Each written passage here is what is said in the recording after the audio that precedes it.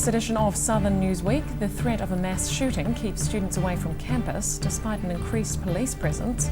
Damaging winds wreak havoc around the city, although a trying situation is bringing about positive attitudes. And locals aren't happy after the government agrees to the Trans-Pacific Partnership Agreement.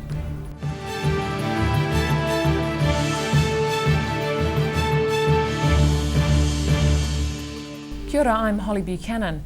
University of Otago students have been steering clear of campus following an online threat. The origin and authenticity of a mass shooting threat is being investigated by police, but an increased police presence doesn't seem to be enough reassurance for some. A quiet day in the student quarter. University of Otago students have been hiding behind closed doors and out of sight due to a threat that's being addressed by authorities. Police are continuing our investigation into a threat made against the University of Otago, and as yet we're still to identify the origin and authenticity of the post. A number of our police staff will be maintaining a visible presence in the wider university area across today. The university is still open for business, but campus has been virtually empty. Most students are in study mode preparing for exams, although the odd class is running. Police say all threats of this kind are taken seriously and they're urging people to stay calm. We do ask students and staff to remain alert and vigilant, but not be alarmed as we continue to look into the authenticity of this post. It's the first threat of this kind for local police. They won't discuss all the steps they're taking locally and nationally to get to the bottom of it. The Wellington-based high-tech crime group's on the case and police are working with university management to provide support. Campus Watch are working in conjunction with the plan that we have in place around our high visibility patrolling, so they're working closely with us in terms of deployment and providing that reassurance to the students in the greater campus area. An increased police presence on campus will be maintained until there's no longer considered to be a threat. Staff and students will continue to be advised as the investigation progresses. Ruby McAndrew, 39, Dunedin News. It's now easier to get around the city on foot. The Mayor's just opened a new cycle and walkway connecting parts of the harbour and the CBD, but it's only a small part of a much bigger scheme. Connecting the city to the sea. These contractors and council staff are enjoying years of hard work come to fruition. It's part of the council's aim to create a safer and more open city. We know we've got one of the worst safety records in the country as a city, but it also addresses commuter demand, visitor demand, recreational demand. People just want to be able to bike more safely on our roads, and until they can, they won't. This cycleway connects the east and west sides of the inner city around the harbour, creating a link to Forsyth Bar Stadium. It's a link to the Port Chalmers cycle and walkway being built. Ultimately, we want a cycleway from Otago right round to Ala Moana. But the inner city part of it was always in two disconnected bits, the eastern and the western part. This connects those bits. The ratepayer-funded cycleway has cost just under $500,000. But staff say it's a vital investment that promotes accessibility. I think it's really neat that the city is embracing being a connected city for all people, and so while we've got a brilliant roading network, there's a lot of people who can't drive or won't drive, and this is about making it available for kids, for old people to get around Dunedin and those that just choose to. The new pathway is one of several being built for the council's strategic cycle network. More routes are being planned for completion over coming years. Annabelle Dick, 39 Dunedin News. Damage caused by the recent wet and wild weather is being assessed around the city. Severe winds and heavy rain caused havoc, bringing down trees and cutting power to many areas. But it's those worst affected who are looking on the bright side. A temporary fix. The full extent of damage caused by last night's high winds is coming to light. For most residents, widespread power cuts affecting about 800 homes was the worst of it. But for some, the evening brought much more strife. It was like you're tearing a lid off of a can. There was just this ripping sound, and then I could hear iron flapping, and I just naturally assumed, oh, okay, we've lost a sheet of iron, it's nothing too serious. And the next minute my neighbour turned up and said, oh, actually, your roof's not there anymore. Within minutes of the roof lifting off, pictures of the damage were being uploaded on social media. Neighbours from several blocks away started checking in and offering assistance. Because the roof was exposed, we were a bit worried about the rain damage and we put the message out, and next minute we had tarpaulins turning up. In fact, one person supplied us with, those big billboard signs? They supplied us with some of them, so we've got quite a colourful roof now. Balaclava School was another casualty, with a boiler chimney coming down in the wind. The chimney was due to be strengthened this week, but instead a crane was on site for 2 hours to remove it. And like the school, those affected by the weather are making do until more permanent solutions can be sorted out. We've contacted the insurance company now, and the assessor is going to turn up any minute, and from there hopefully we'll be able to lock things down a bit further and just minimise the damage. While the worst seems to be over, residents are being asked to remain cautious. The Met Service still has a severe weather warning in place for Dunedin, with northwest gales forecast for this evening. Ruby McAndrew, 39, Dunedin News. The government's not doing enough to address climate change, and political parties must unite on the issue. That's the message from a local society whose plea for reform has fallen on deaf ears. But members aren't giving up hope. Sparking political change. Former Prime Minister Sir Geoffrey Palmer has been in Dunedin delivering a climate change lecture at the university. Really, it's the most important topic that we face on this planet. He's been meeting with local Emeritus Professor Sir Alan Mark, who's leading the National Climate Change Group Wise Response. Members have been lobbying the government for years to be proactive.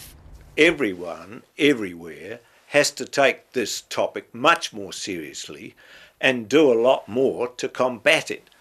Wise Response says locals must do their bit to reduce carbon emissions, but political parties also have to unite on the issue. It's going to be around for the next 30 or 40 years in a big way. It's going to affect our public policy in every way, and we need to have a combined approach that doesn't change every time the government changes. They say Dunedin's leading the way with so many local scientists and climate change experts, but the country's leaders aren't listening. New Zealand has an important role to play, and New Zealand's role to date has been lamentable, really. Others have called it a drag on the system. Wise Response is hoping real progress will start with the next global climate change talks at Paris in December. Because as we all know, the longer we leave it, the more difficult it will be to address it, and the more serious will be the issues when we finally face up to it.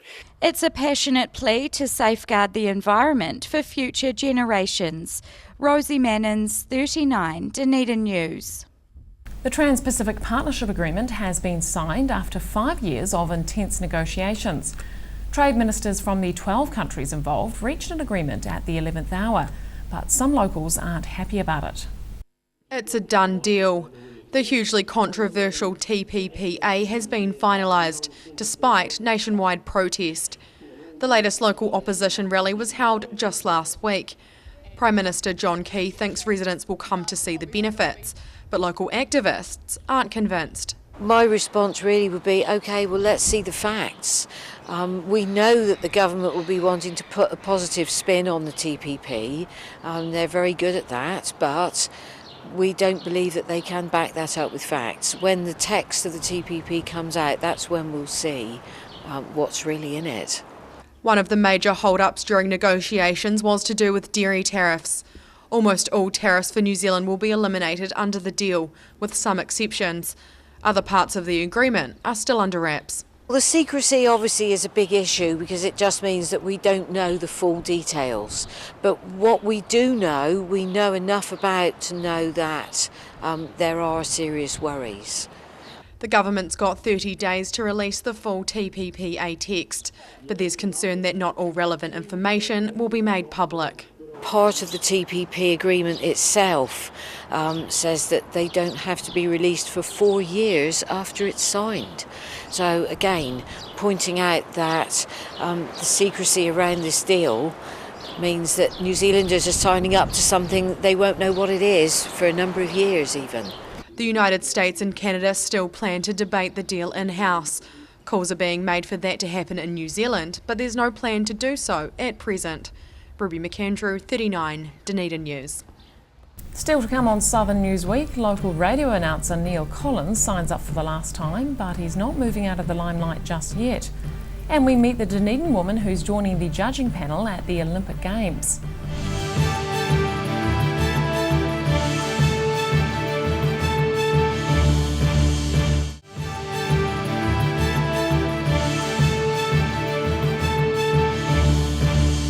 Welcome back. One of the city's most well-known broadcasters has hung up his headphones for the last time. Radio Dunedin announcer Neil Collins has had his final shift after 57 years in the industry. But his illustrious and star-studded career isn't quite over. Going out live one last time. The man who spearheaded the establishment of Radio Dunedin is on his way out. Neil Collins has been with the station for 15 years and part of the city's media landscape for more than half a century. It's a long career he didn't expect. You know, I was just a kid that grew up in the city, never dreaming that I'd get to meet the Beatles, the Rolling Stones, work on stage with them at the town hall, introducing Tom Jones on stage, Gene Pitney, touring with these guys. Collins has met and interviewed an impressive number of international celebrities. He's also interviewed every New Zealand Prime Minister in the last 30 years. But it's not the guests that have kept the morning show going. I think I put together a formula that people wanted, that were yearning for. All these other changes in radio come and go, but if you're consistent and you're providing what listeners want to hear, you're going to get there. Collins also served as a city councillor for 23 years and had a gig presenting on local television. In 1990, he was awarded a Queen's Service Medal and made an Officer of the New Zealand Order of Merit in 2009. It's an overwhelming list of achievements for the broadcaster. It's just been packed one year after the other, and I've been lucky, really lucky. And I look back on a career that truly, I just come back to the word I've been blessed, been so lucky. While rest and relaxation are part of the retirement plan, so is reflection. He's penning a book of anecdotes from those he's met and interviewed. So the door's not quite closed on this chapter of his life. Ruby McAndrew, 39, Dunedin News. The city is set to become brighter with more artworks adorning street cabinets. It's a project between the City Council and Chorus which is funding the work, but ratepayers might help to finance future creations. Beautifying the city, one cabinet at a time. Chorus and the Dunedin City Council are asking local artists to design and paint murals on electric boxes in an effort to stop vandalism. Initially it started out as a bit of a graffiti guard type thing, that they chose the most tagged sites because they find that once there's a piece of art on there they don't get tagged as much. The project's been going for a couple of years and so far 20 public boxes have been made into works of art. It's become such a popular scheme that the call's been made for more artists to get on board. That'll see another dozen cabinets decorated across the city during the next 6 months. From our point of view, we just love what's going on with seeing what's a pretty utilitarian piece of equipment out in the street turned into something really beautiful. And I think there's some pretty big name artists that have been involved. Chorus is providing $1,000 for each cabinet to cover the artist's costs. The council's happy it doesn't have to dip into its own pocket for the project, but it's spending thousands of dollars on other ways to make the city more attractive. Our team is really heavily involved in trying to make the city look more beautiful. We've been constrained in terms of the budgets we've had over the last few years, but that's starting to ease up a little bit over the coming years with things like the Central City Plan and some of our other amenity works coming up. The next boxes to be painted have been chosen in different parts of the city. Artists have until the end of the month to submit their designs. Annabelle Dick, 39 Dunedin News.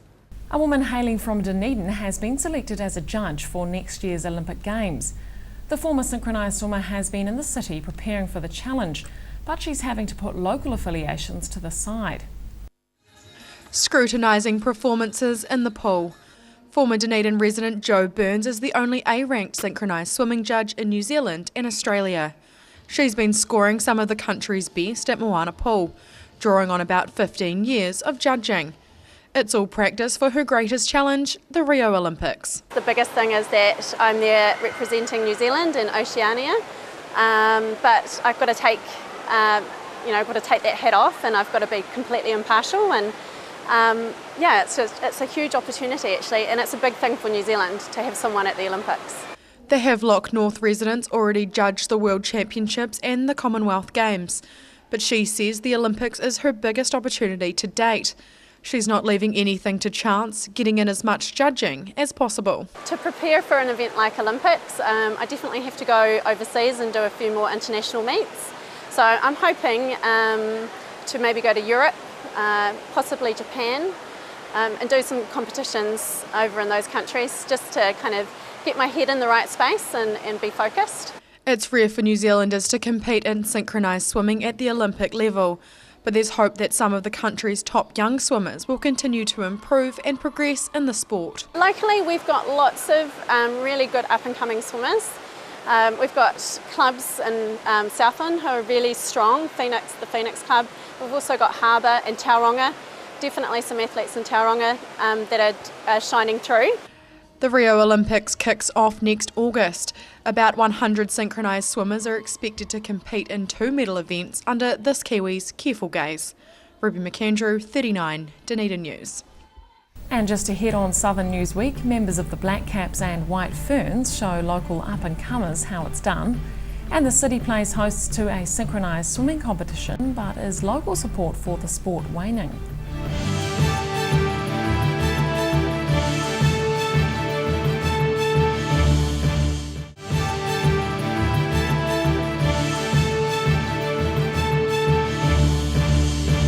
Welcome back.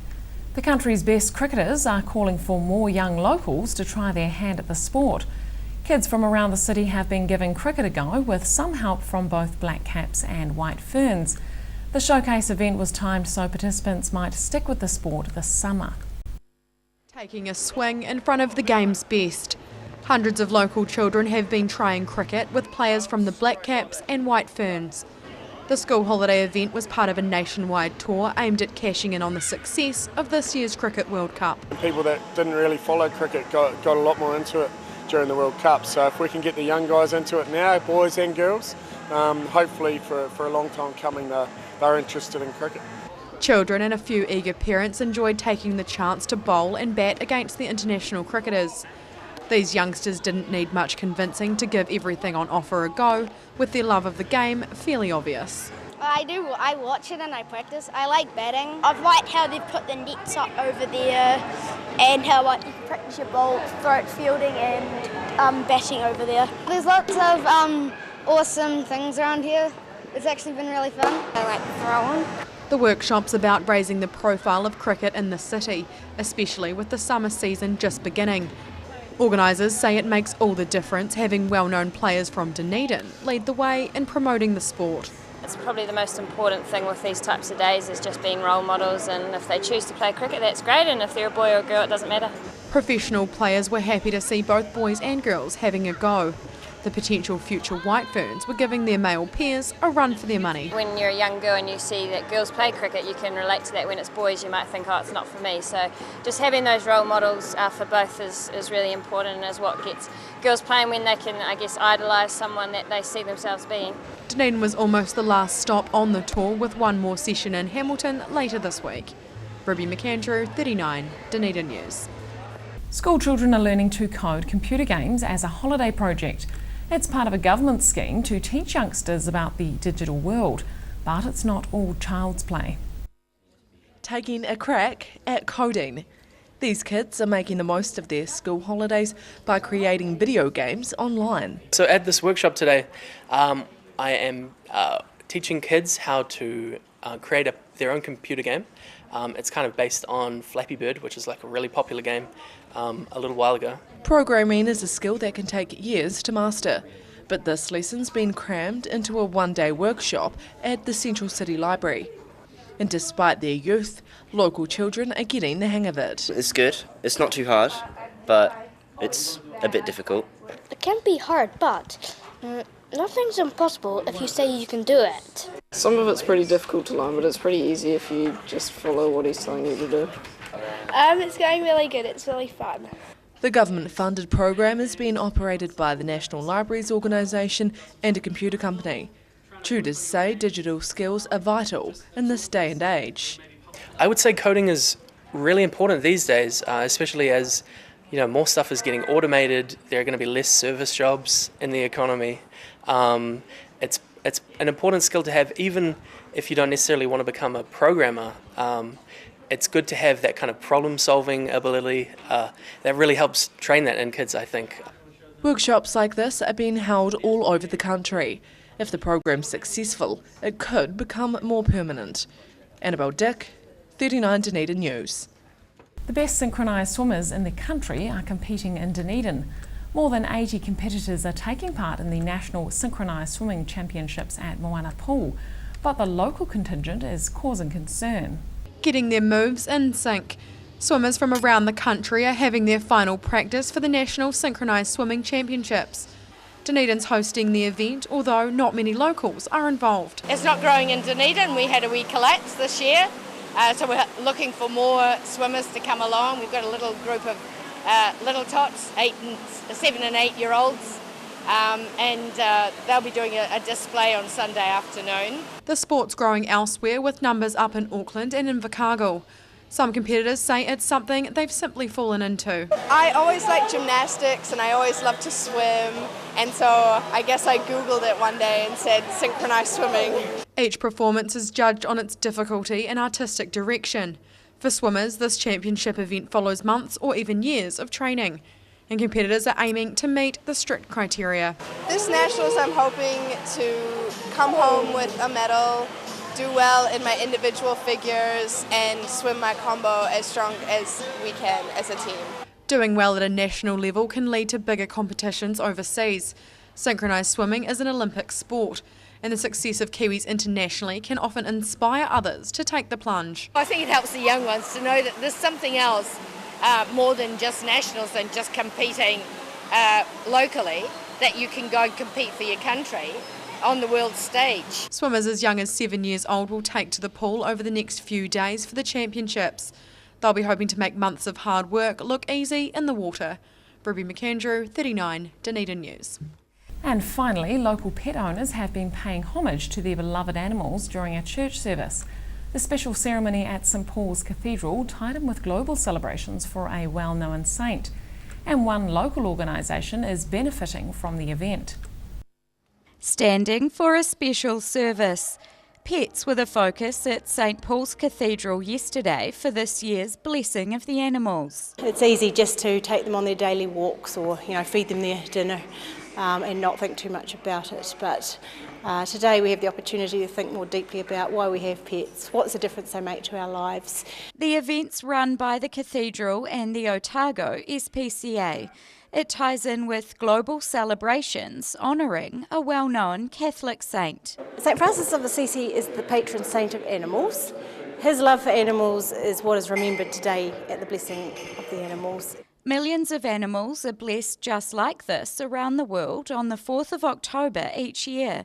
For many locals, it's an opportunity to include pets in the spiritual side of life. So I came along today to support the Otago SPCA, and also because it's the one day of the year that I can take Delilah to church. The service is also a way for pet owners to acknowledge the love and devotion they get from their animals. Many say their pets help them through tough times. I think she's an angel, like all dogs are, so it's quite special for her to be blessed and to be treated just like us. Money donated at the service will go to the local SPCA. The organisation's dedicated to improving the health and safety of animals across the region. Rosie Mannins, 39 Dunedin News. And that's all for this edition of Southern Newsweek. Please do visit our website, dunedintv.co.nz, where you can download Southern Newsweek and watch individual clips of 39 Dunedin News or webcast the show. I'm Hollie Buchanan. Thanks for watching.